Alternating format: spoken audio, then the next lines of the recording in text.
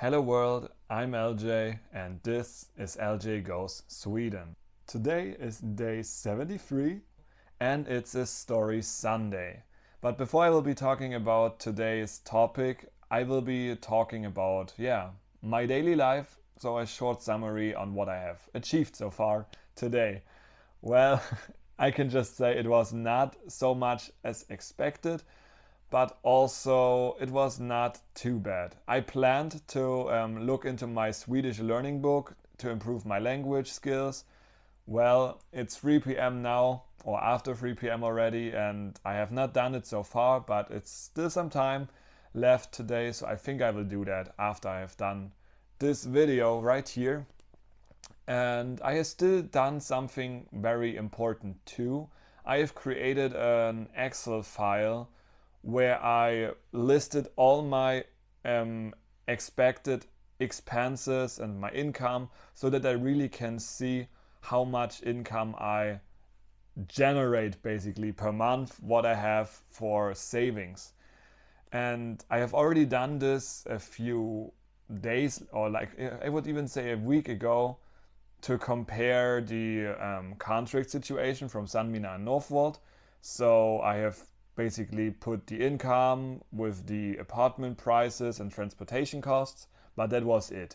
Now I really went into the prices of expected insurance things and also how much I would pay for food a week or a month. And what else did I include? Like all those really basic things that you actually pay for. And it's of course still extendable in the future, but I think it's a good beginning that I've done it so far. And that is actually, it feels like I have at least done something. I was also planning to go outside, but still with this icy situation, it just feels like, nope, not today. We still have around +1 degree going to -1. So it's not the nicest situation. But it said, the weather app told me like tomorrow we have -10, -15.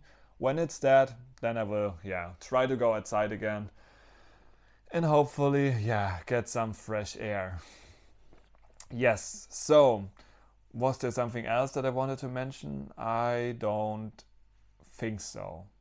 Okay, so let's talk about today's topic. And for me, I was planning to talk about my first California trip, but then I have realized, no, let's push this one back a few more weeks because there's actually some video that I can include talking about that.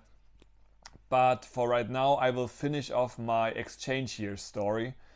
And well, I can just say it was not the easiest way to leave America, to leave Iowa, but it was not only the reason because I felt home, I had friends and all those things. It was also complicated because of the things that my organization put me through. And the thing with that was basically, so I was doing my exchange year using the organization EF, Education First. And I really never had any, well, how do you say? I would not say I had a bad experience with the company in general, but the people that were placed in certain situations that I had contact with, well, they did not really try to make the best out of my experience. They were sometimes, well, too much focused on the rules, the Education First rules. And to just tell you how it went, usually, like if I remember correctly, there is a certain day after school ends, like I think like a week, and then you're supposed to leave America because that's like the schedule. You are supposed to be a week earlier, maximum, and then a week after, and then you are gone. So that you really have the exchange year and not the free time. And there was a chance, it was a possibility that the organization would book you a flight so that you go back safely. However, there's also the chance that you can reject their offer of booking and you book a flight, or like your parents or whatever. And in my case, the plan was that my parents and more of my family, they fly to America and they make a trip, like a road trip with a camper van to Iowa, and then they will pick me up. And then we have a good trip back to New York, and then we fly out of America. That was the plan that my family had in mind, and I also was thinking that's a good idea. Well, in the end, the problem was that some people in the organization decided that this is not possible, it's not working. However, the plan from my parents was already fixed.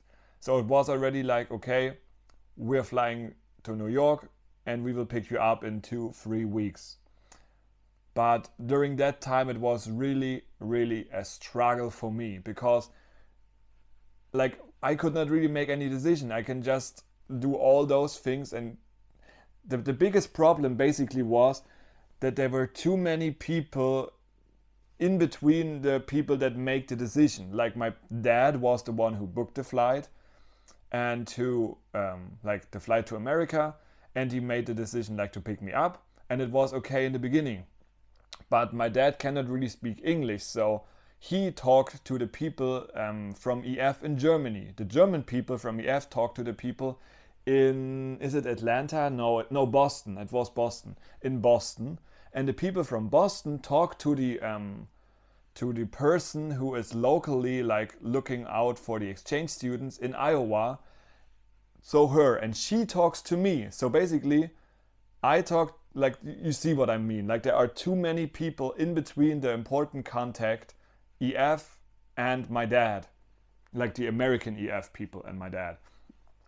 And because of this, there was this huge chaos, and every time there was, like, every day there was a new situation, like, okay, you have to fly tomorrow, or like, you have to fly this week. And I was like, I don't know, like, I have to ask my dad, like, I have no plans, I don't know what to do. And I felt so bad, like, first of all for my dad, like, for me and my dad, because I was like, oh, it's going to be so expensive buying the flights now. And I did not really understand why this happened, and I still don't know to this day what was going on. Who was the person who said that it's changing now? In the end, they made a compromise. So is it called compromise? But so in the end, I was flying to the eastern area of New York, of the state New York, and they picked me up there. Then we drove all together with the family back to Iowa to see my friends, my host family, and we left. So it was like not flying back to Germany, but it was flying back to the eastern area of America. And wait, let me check if the word that I used was correct, because it's a bit confusing. Yeah, it's a compromise, a trade-off. Yeah, okay. So that was basically the plan, and it also went through. But this whole time from end of school to flying back to the eastern, like to the East Coast, it was chaos for me. And I was, of course, not expecting it. I felt like, okay, now I have time to enjoy more days with my friends out of school. But yeah, like I said, it was a bit confusing. Then I flew back to meet my family. Everything was fine. And we then drove, we did a lot of sightseeing to the Niagara Falls, to all those lakes close to Chicago. And we went back to see my family, my host family in Iowa. And that was also very, very cool, because then I could show all those people that I've met, my friends, to my family. And of course, they were not so much into English. So we had a lot of fun, like my American friends and I, to just talk and see like, okay, they don't understand us. This is our advantage this time. And yeah, I really enjoyed those days. Then my family and I, we had to leave again, because my grandparents and my...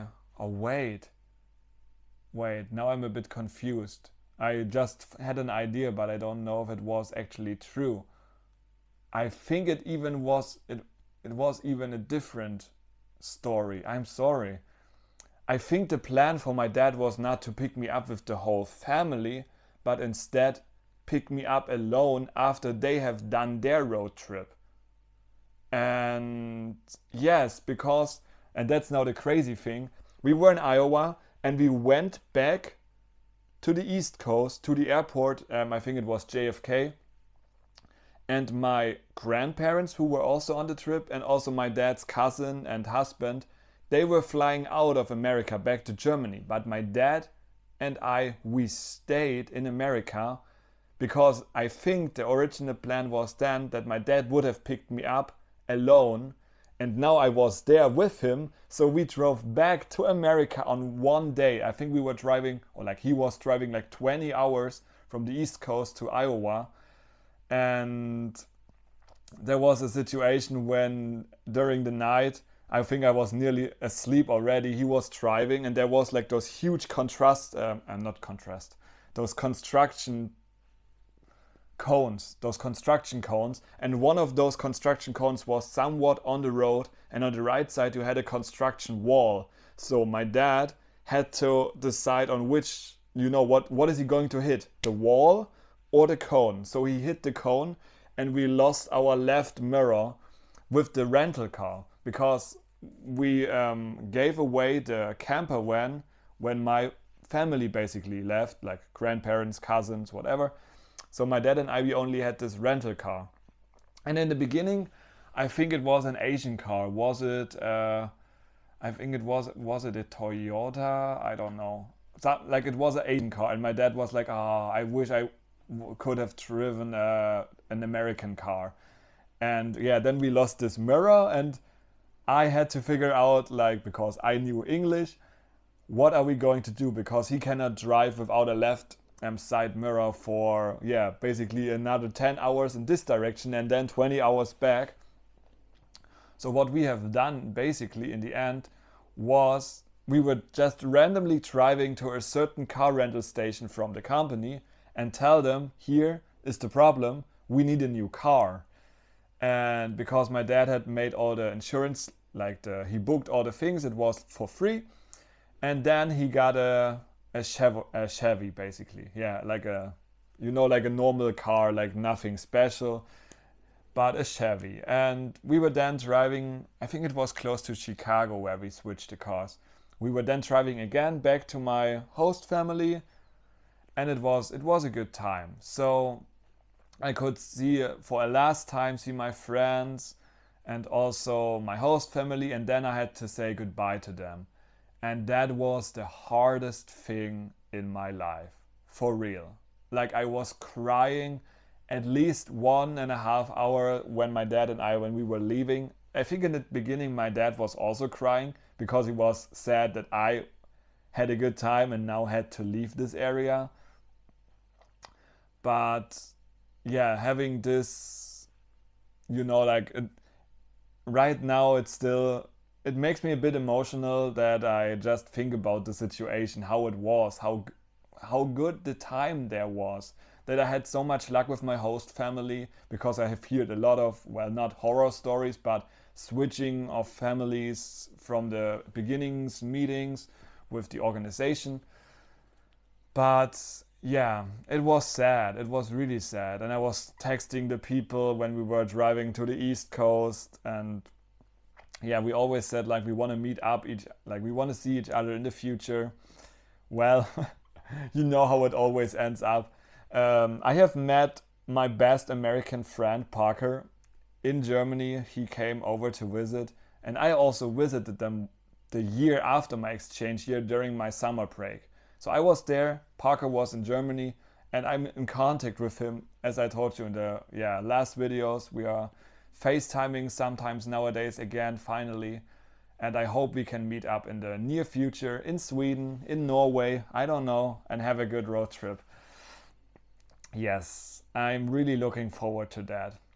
Besides his contact, unfortunately, I don't really have too much contact with the other people I know in America.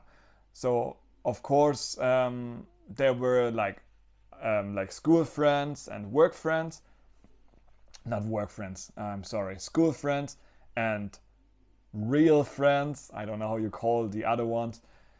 And I had, of course, more real friends, but I've never had the chance to see them again after I was basically stuck in Germany for the last years.